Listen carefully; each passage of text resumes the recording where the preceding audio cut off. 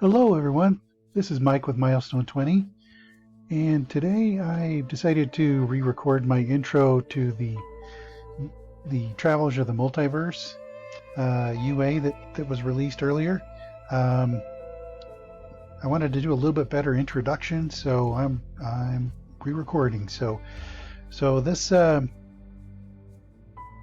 this video here is mainly prompted by I had been playing around with creating some UA races, and I decided to go ahead and make them since the Spelljammer Academy was released, and since Spelljammer Adventures in Space is coming soon, the UA will only be useful for a short time. I do have a campaign that I've added all of my UA to. And if you would like, you can join that campaign. The link will be in the description below. If you feel like you want to join that campaign, you can then use the UA races that I've built up. You can keep your characters with those racial features and leave the campaign if you like, or you can stay if you want to stay as well. One benefit if you stay is that you can actually add there will also be links to my homebrew creations, and you can actually add those to your own homebrew collection. If you do leave the campaign, it will remove those. It will remove your access to those homebrew. So without further ado, let me jump in real quick. So one thing that I cover in all of the different racial videos that I follow up, I go do a walkthrough of each build of how I built it up in D&D Beyond. So that's something you could look toward if you want. I do have just a brief overview here. So if we take a look,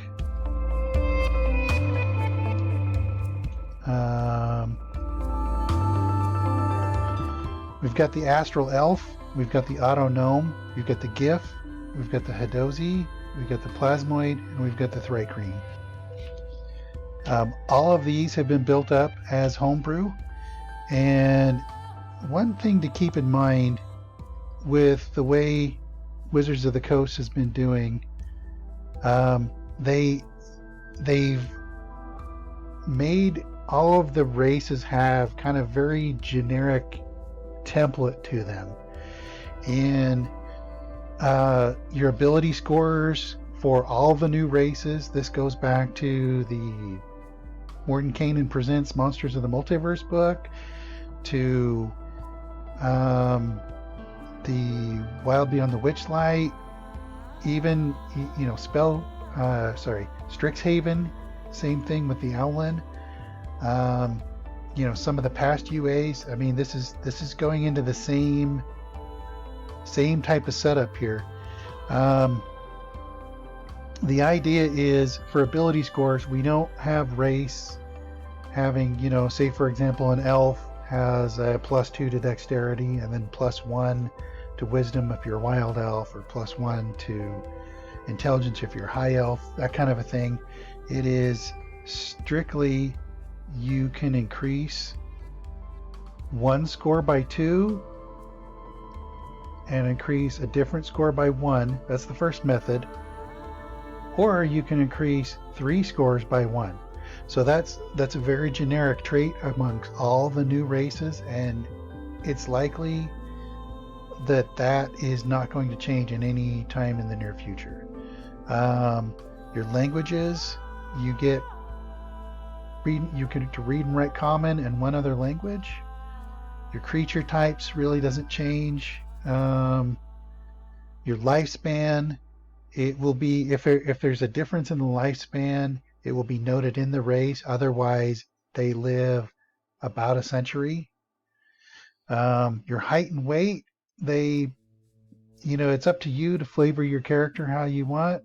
If you want to do it randomly, there is a height and weight table in the player's handbook. So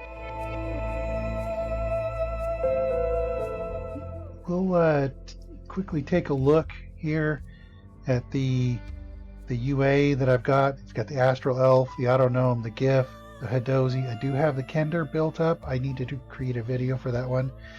I have the Plasmoid and the Thri-kreen. As of this date, some new UA has come, and I will be keeping up with creating the UA and adding them to this campaign. So please feel free to join the campaign and stay if you like. But if you join the campaign and create a character and you leave the campaign, your race will stay. The race and the racial features will stay with you. If you want more in depth on how I built those up, I've got follow-up videos for each different race, how I built those up. And I appreciate you watching this video, and feel free to like the video and subscribe if you'd like to hear more videos like this. If you'd like to know more about the UA builds that I'm going to be building, give the video a like if you would, and have a great day.